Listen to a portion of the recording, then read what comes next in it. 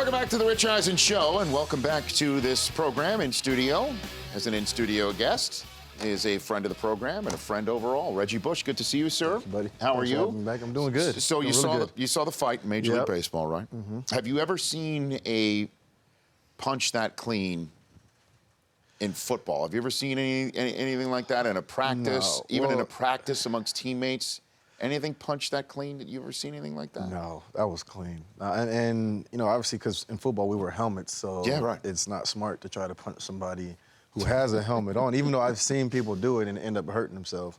But yeah, I don't think I've seen a punch that clean in a while. Maybe a Mike Tyson fight? Maybe something like that. That's how long it's been. That's how long it's been. Yeah, and it's certainly not like a Floyd Mayweather fight. No, definitely not. Not No. even that. No. Although that was kind of like a Mayweather move by Odor, the shove and the push off. Well, when Mayweather had one punch. where he hit the guy, Ortiz, when Ortiz was like complaining to the ref and he just dropped him.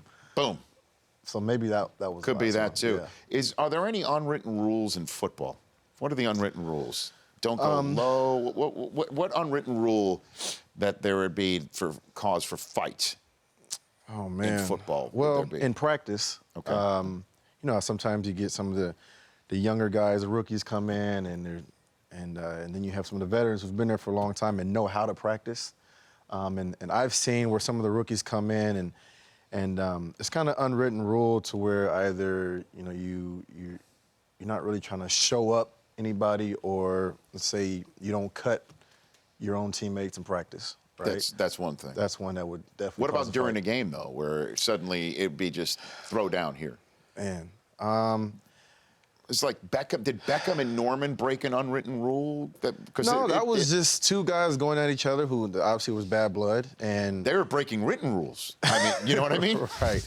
Maybe the hit that Odell, where he launched himself and kind of speared him in the head. Maybe that was kind of at the end of a play, and that still wouldn't clear like the benches. You know what I mean? That would probably get you into a shoving match and a fist fight, some trash talking, and maybe a penalty. But I don't know about clearing the benches. Yeah, I mean, because baseball's just interesting in that respect, right? It's always interesting to me to like, and especially like when you see like in hockey, they get a chance to go out there and fight and brawl like that. And in football, I don't think you don't really see that too much. You don't really get a chance. Because as you point out, Reggie, you're padded up, you're suited up, you got the helmet on. Exactly. I mean, and you don't want to be throwing punches with guys with helmets on. That's just it's just that that's where you wind up with broken hands. Exactly. But I mean, so that's again, and in football too.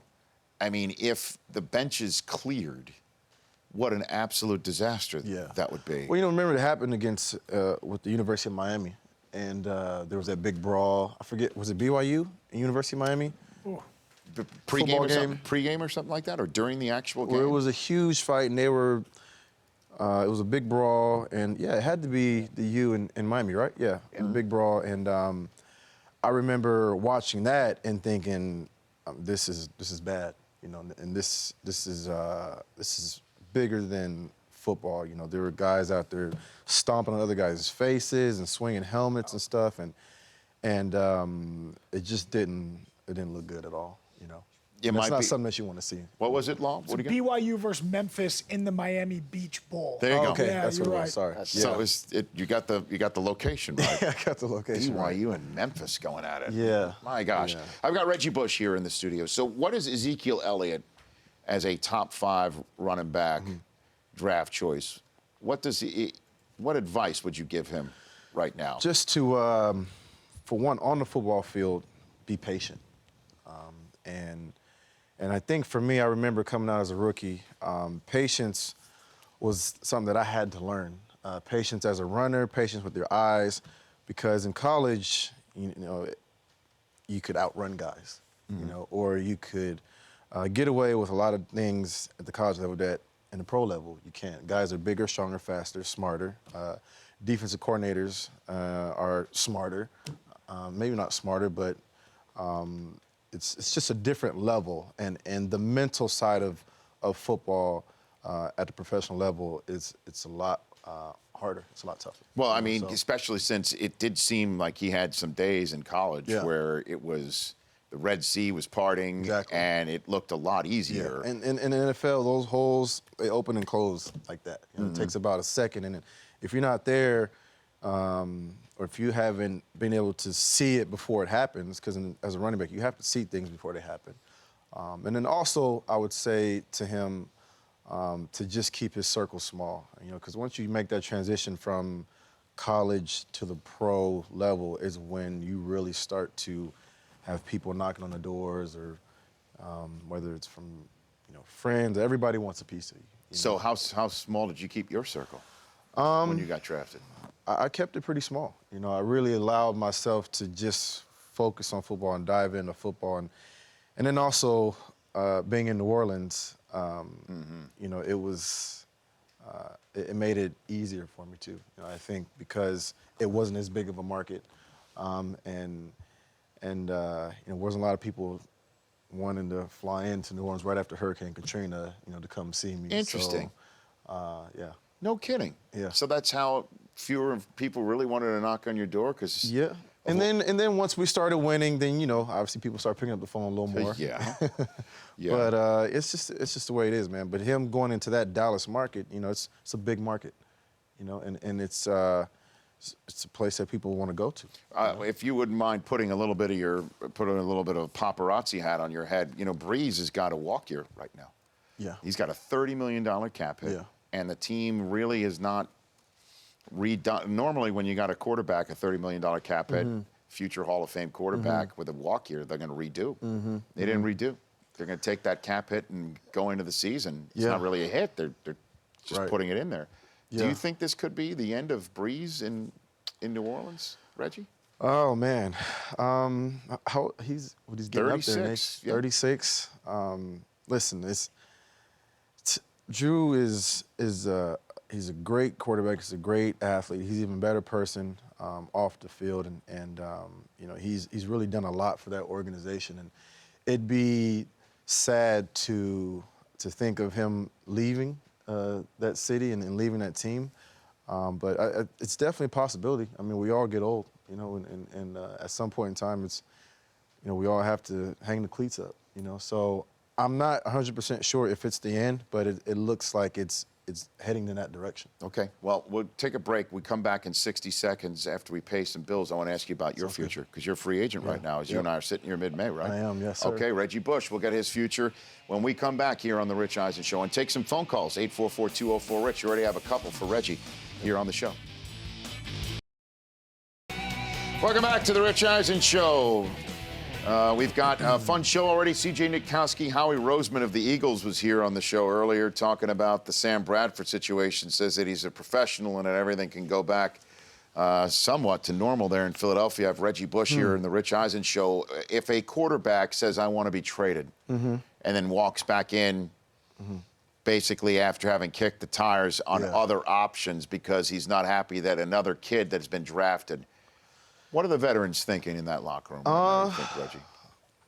Oh, I mean, I'm not so sure that it's going to affect, the veterans in the locker room. It'll definitely affect the fans. You know how Philly fans are. True. Well, I mean, tough. but you don't think veterans would understand, okay, you just try to conduct your business, something like that? Because the way everyone's viewing it right now, Reggie, is that he clearly didn't want to compete for his gig with a kid from North Dakota State being drafted. Yeah. There definitely will be conversations, within the locker room amongst the guys.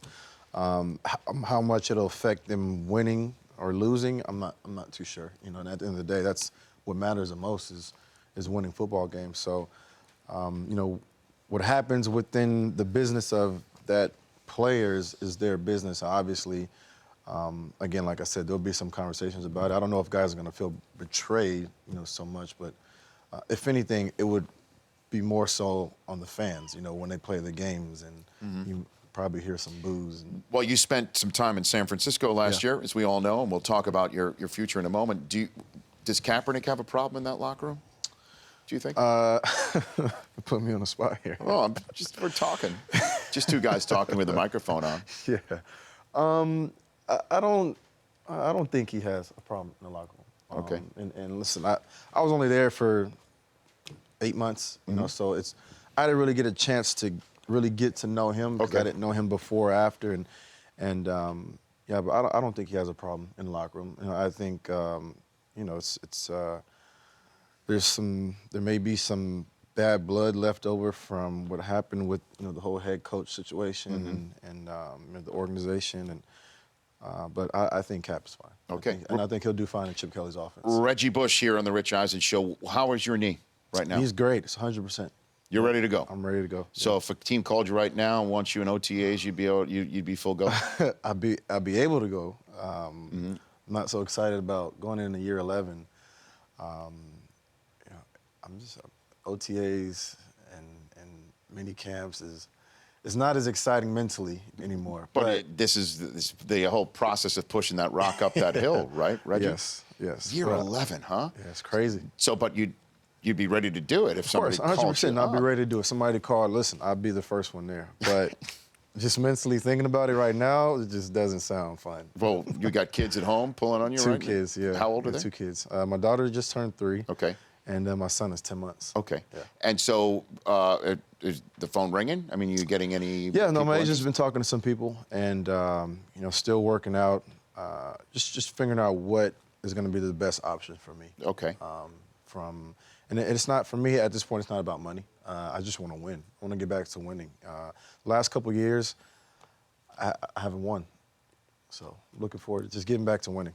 And and the issue with your knee occurred in St. Louis. Yes. When you slid on that. Slid on the concrete. On that concrete. And tore my meniscus. Are you still in a Lawsuit, yeah. A lawsuit. Where does that stand right now? With you and the city of St. Louis? Is that what it is?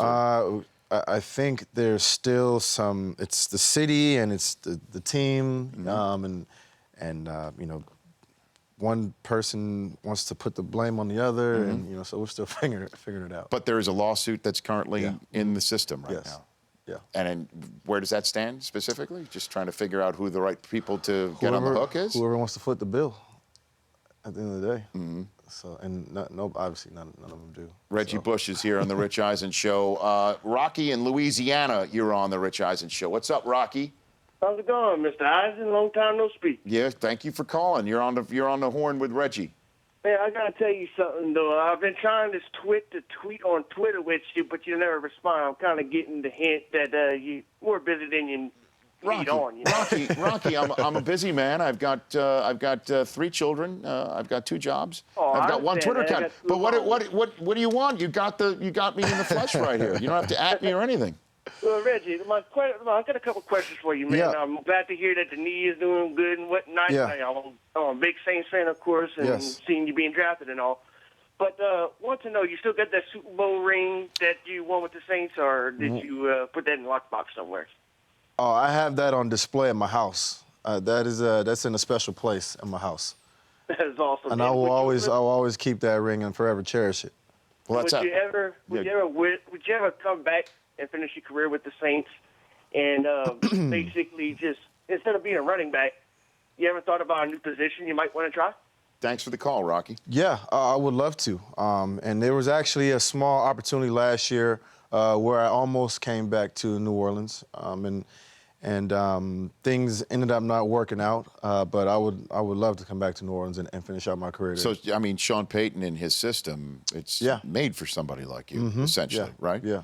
Yep. I would love to go back there. That'd be great. That'd be amazing. Sean in Madison, Wisconsin, you're on with Reggie Bush. What's up, Sean?